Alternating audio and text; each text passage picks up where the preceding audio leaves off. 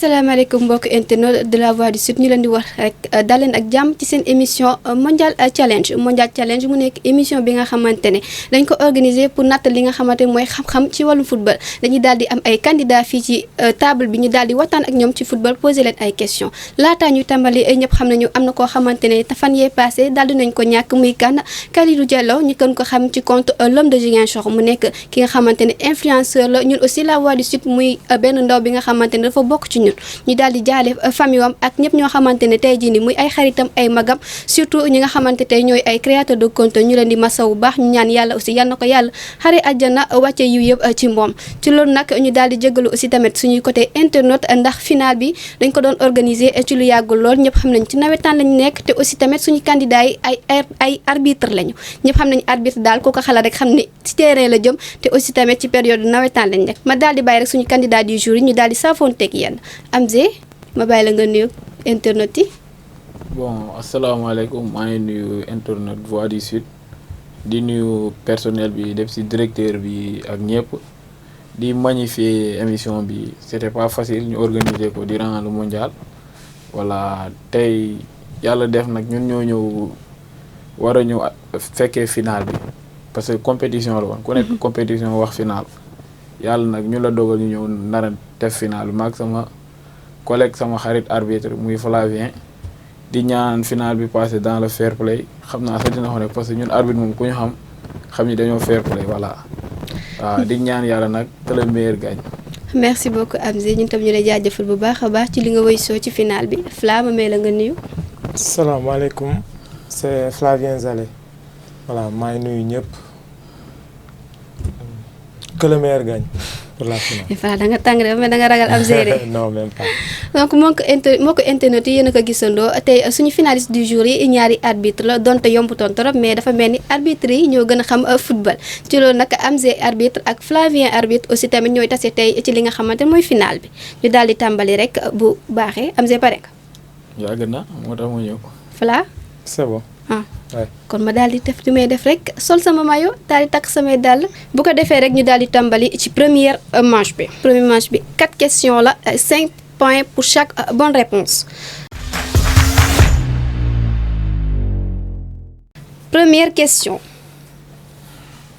Fala wàcce sa loxo yi yow da nga pare bu yàgg wàcce sa loxo yi première question. cité 2 équipes ma fàttali rek c'est par rapidité ku njëkk sonné moom laa njëkk a jox mu tontu donc moom bu fësee wala laataa may pare question bi bu fekkee daf ma dàgg dama koy jox bu trouvé wul mu répéter question ba pour naataangoom. première question citez 2 équipes qui étaient dans le groupe D de la coupe du monde 2026. citez 2 équipes qui étaient dans le groupe D de la coupe du monde 2026. wax naa leen ngeen réviser ngeen bañ baax na. poule D da ngeen fàtte. Ouais. ok je donne la réponse et on passe donc je retire mes 5 points. la poule D c'était les États-Unis l'Australie Paraguay et Turquie ñoom ñoo fa nekkoon groupe D donc je retire mes 5 points 0 point partout. deuxième question dans quel groupe le Brésil était-il inclus lors de la Coupe du Monde 2026? groupe H. Groupe H. Réplique? Groupe I. Groupe I. 0 point partout, c'est groupe C. nangu leen réviser baax na des points yëpp lay lekk. troisième question. Combien de buts le Sénégal a-t-il marqué lors de la phase de groupe? Combien de buts le Sénégal a-t-il marqué lors de la phase de groupe? Fla. 4 buts. Réplique. 5. 8 buts. phase de poule. Oui. Bu leen fàttee dafa def remontada. Quatrième et dernière question. Je rappelle, pour la première manche, on avait 4 questions. Je suis sur la 4e question et tous les 3 questions. 0 point partout. Ba léegi sama candidat yeewooguñu. Peut-être 4e question bi ñu yeewu. 4e question. Citez 2 équipes africaines qui ont terminé 2e dans Fla. Le Maroc. Le Maroc. L'Afrique du Sud. L'Afrique du Sud. Très bonne réponse pour Fla. 5 points. La question était citer 2 équipes africaines qui ont terminé deuxième dans leur groupe. Et c'était le Maroc, le Cap-Vert, la Côte d'Ivoire et l'Afrique du Sud. On a 5 points pour Fla, ce qui termine la première manche avec 5 points. Donc je retire les 15 points. Nous passons à la deuxième manche qui est avec qui on a 6 questions et chaque bonne réponse 10 points, ce qui fait qu'on aura 60 points pour la deuxième manche.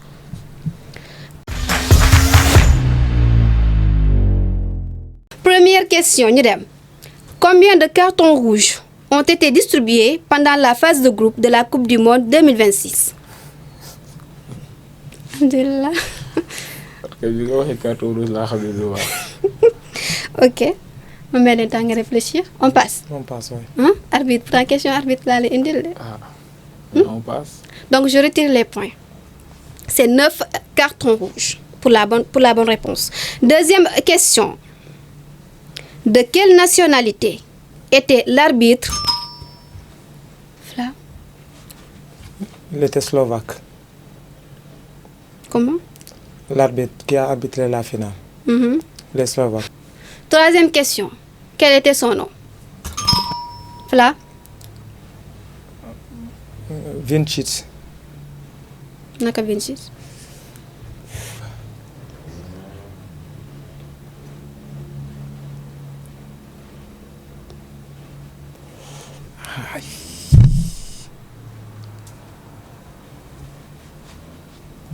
Vlavko comme Vincic.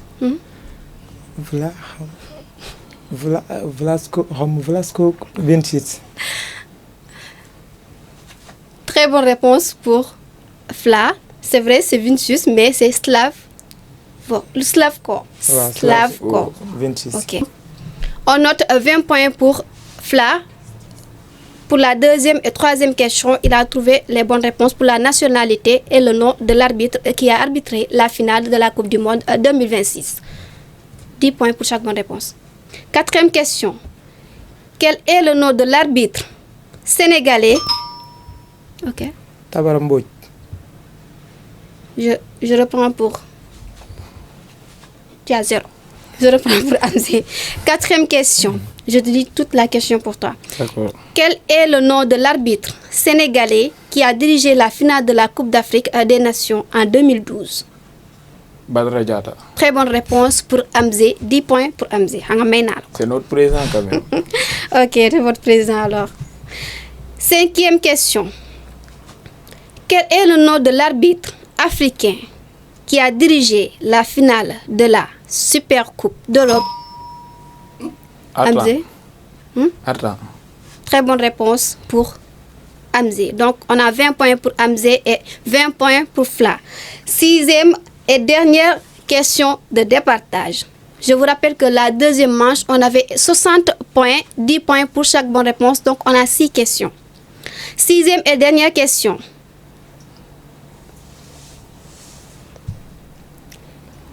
Quelle est la nationalité? Somalien. Très bonne réponse pour Fla. Amzé, da ngay nelaw yow. Très bonne réponse pour Fla. Voilà. Très bonne réponse pour Fla. Donc, avec Fla, on a enregistré 30 points. Et avec Amzé Arbitre, on a enregistré 20 points. Je retire les 10 points qu'ils n'ont pas trouvés. On passe à la troisième manche. Première question.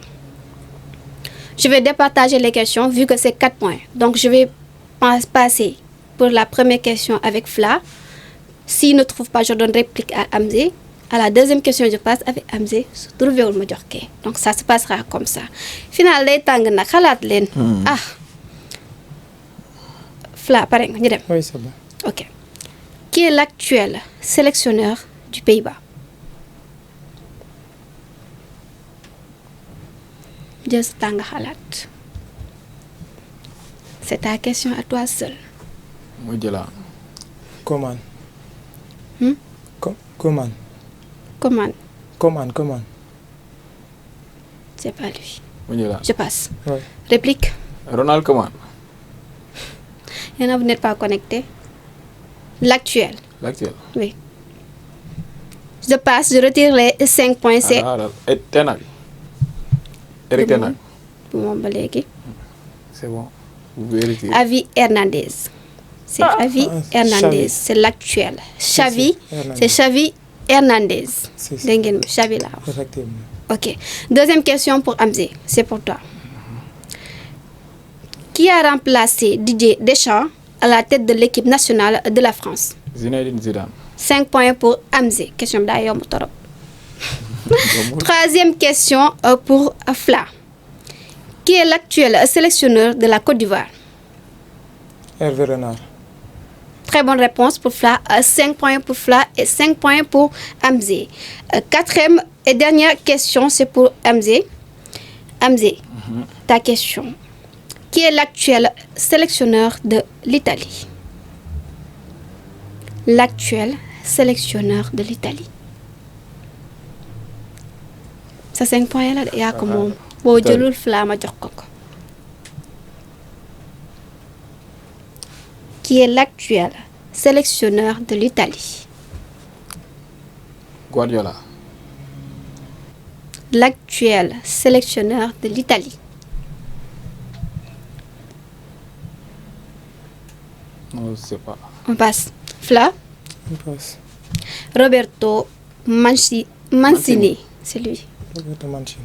Roberto Mancini est l'actuel sélectionneur de l'Italie. Donc, on passe. Pour la troisième manche, on avait 4 questions, dont chaque candidat, 2 questions. Malheureusement, ils n'ont trouvé que 2 questions. On a eu 5 points pour Fla et 5 points pour Amzé arbitre. Donc, ce qui fait que cette manche, ils n'ont remporté que 10 points. Les autres points, je les reprends. Quatrième manche. 20 points pour chaque bonne réponse. Je répète que la 4e manche, on parlera du championnat local. Première question. Quelles sont les équipes qui sont montées en Ligue 2? Fla? En Ligue 2, hein? Oui. Asfa, Oui. Dakar FC. Très bonne réponse pour Fla. Il remporte les 5 points. Deuxième question. Quel est le coach qui a succédé à Ansou Diadio? Amzé? Cheikh Cissé. Très bonne réponse pour Amzé. 5 points pour Amzé et Fla avait gagné la première réponse avec 5 points. Mané championnat local ngeen yeew. Ma leen gën a métti. Troisième question. Qui est le meilleur buteur du championnat régional? Fla? Samba Diandi. Très bonne réponse pour Fla. Il remporte les 5 points. Quatrième et dernière question. Combien de buts a-t-il marqué? Fla? 8 buts. Fla jëlal ma 15 points. maa la ko may jëlal ma 5 points. Nangoo xalaat. Boo gën a gaar rek waa xalaat de. Ok. Pour la 4e manche, on avait 20 points, ce qui fait que Fla arbitre a remporté 15 points pour cette manche et 5 points pour Amzé arbitre. Donc on va sur la 5e manche qui est spéciale. Moom lañ leen indiloon demi-finale, moom lañ leen indiwaat finale boo xamante ne 10 points la muy lan jonglage. Donc ñu xool suñu arbitre yi ndax sifflet bi rek la ñu mëne wala ba xam tamit dañuy tël bal bu ko defee rek bu baaxee ma daal di leen jox. Amzé yow laa njëkk a jox wala Fla? Booy Fla bu njëkk a jox. Fla boobu ne sacrifié de. Voilà, dafa bien. Baax na. Pour 5e manche bi ki nga xamante ne moo gën a def jonglage mooy daal di gagné ki nga xamante ne moo def lu néew. Donc ça sera 10 points pour ki nga xamante ne moo gagné. Donc ñu daal di dem si terrain xool suñu arbitre yi.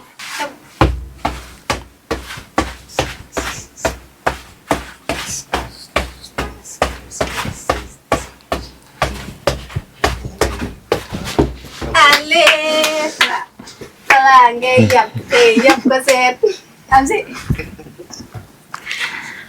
Je pas. Ok. Oui.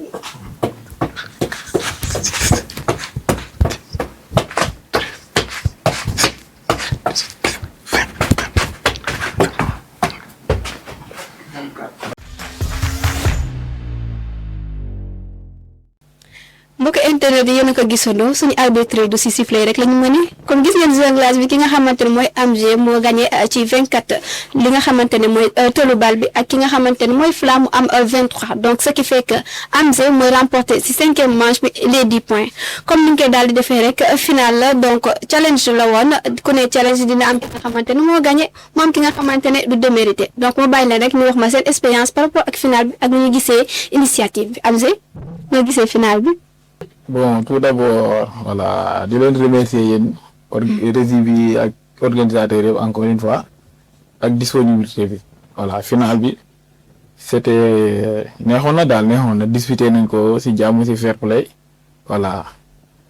Nice. En plus amoon ay question pièces quoi yu bëri sax parce que man personnellement préparé ma ko voilà. Ok. Oui. Merci beaucoup Amzé lii la rek cours compétition il faut mu wax koo xamante ne moo gagné am tamit ki nga xamante ne démérité wu ma xam naa da nga jaaral si mara bi mais dafa mel ni tey mara bi du jour am quoi ah Fla moo loolu doo demandé la aussi tamit noo gisee match bi ak initiative bi nga xamante ne moom lañ def ci mondial challenge bi émission bi. di leen jaajëfal waa Voix du Sud parce que lii yëpp mënoon na leen bañ a fekk ci organisation bi yëpp. Mais voilà, comme da ngeen bëggoon voilà créer de l'utile à l'agréable sant yàlla voilà loolu la woon rek. bu ko defee ma daal di joxe résultat yi mondial challenge première édition bi nga xamante ne moom la Voix du Sud organisé ci mondial 2026 bi ki nga xamante ne mooy Fla moo nekkoon candidat du jour ak Amzé ñoom ñoo ñëwoon fii jongante tey ci li nga xamante ne mooy compétition bi donc ma daal di joxe rek ki nga xamante ne moo gagné di Fla arbitre moo gagné Amzé ci 55 points ngeen tàccul ma ko bu baax a baax.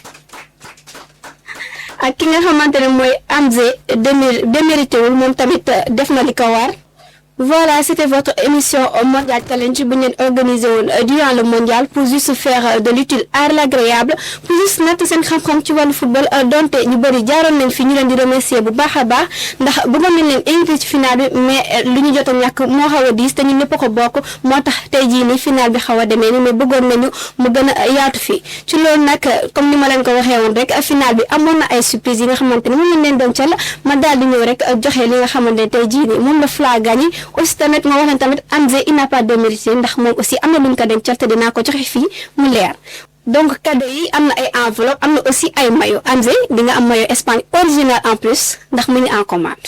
sama deuxième national Espagne macha allah Fla maillot yi di ngeen ko am incha allah ci lu yàggul lool te donc tey jii nii dama leen di jox seen enveloppe yi nga xamante ne tey jii moom ngeen jot a gagné.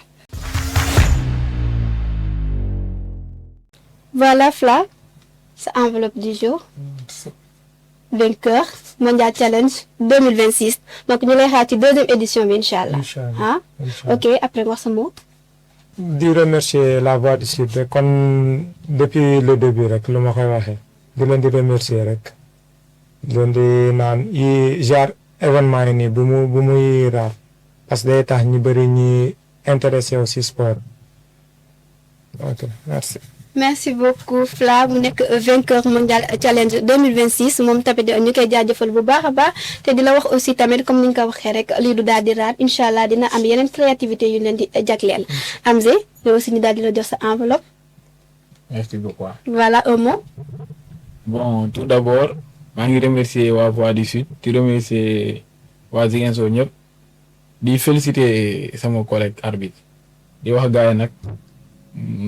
dama amoon cri de cœur quoi fa ma wax ko fi benn yoon. waaw mauvaise image bu ñuy collé arbitre yi te boo xoolee mondial challenge say arbitre ñoo ñëw final kon c'est pas pour rien ñuy dem ci terrain di siffler dañu xam football moo tax ñuy dem waaw comme gars yi nuñ koy waxee rek être humble xamoo naka waaw voilà on peut pas être humble parce que dañu xam football moo tax ñuy dem siffler saa yu match si jeexee dañuy gis gars yi surtout influenceurs yi nekk ci réseau yi arbitre yi xamuñu dara dem leen jàng wala dem leen liggéey. arbitrage suñu passion la ñun ñëpp am nañ ci lu ñuy yëngu gis dañoo passionné di gëstu ci football xam football waaw mënuñoo xam lépp te dañuy juum nag donte dañuy juum mais am na nu ñu koy manifester pas mais duñu dénigrer di ñu jéem a wàññi di wax arbitre yi nii naa c'est pas pour rien te ñun ñaari arbitre ñoo ñëw daje pourtant Ziguinchor yaatu na lool ñu xam football bëri nañ mais te ñaari arbitre ñoo ñëw jongante ci final bi kon les arbitres de Ziguinchor am na niveau bu nga xamante ne àgg nañ fa dañu war a respecter jox leen cër voilà loolu la amoon pour wax merci beaucoup. après naa dafa point de presse dégg média yi sori yëpp noonu. baax na voilà donc mbokki internet yéen tamit yéen ñu ngi gunge depuis le début de l' émission ñu leen di jaajëfal bu baax a baax di leen wax rek la voix du sud yéen la fi nekkal parce que day xool saa su ne li ngeen soxla li ngeen di demandé ñu daal di leen indi lu bees tàkk ci loolu nag lépp li ngeen soxla ci image lépp li ngeen soxla ci wàllum publicité mën ngeen woote ci 77 253 62 62 mu bamtuwaat ko 77 253 62 62 mooy suñu numéro commercial moo wax leen rek ndax nawetaan bi aussi tamit arbitre yaa ngi nii ñu leen di waajal lu bees tàkk ndax xam naa ni yéen a ngi koy seetaan ci la voix du sud donc moo wax leen da ngeen gën a samp ndax am na yoo xamante ne tey jii nii yu bees a bees loolu yoo xamante ni nar a gën a neex yi leen di waajal donc restez connecté yéen gën a samp sur la voix du sud ndax ñun ñoo ko yor big up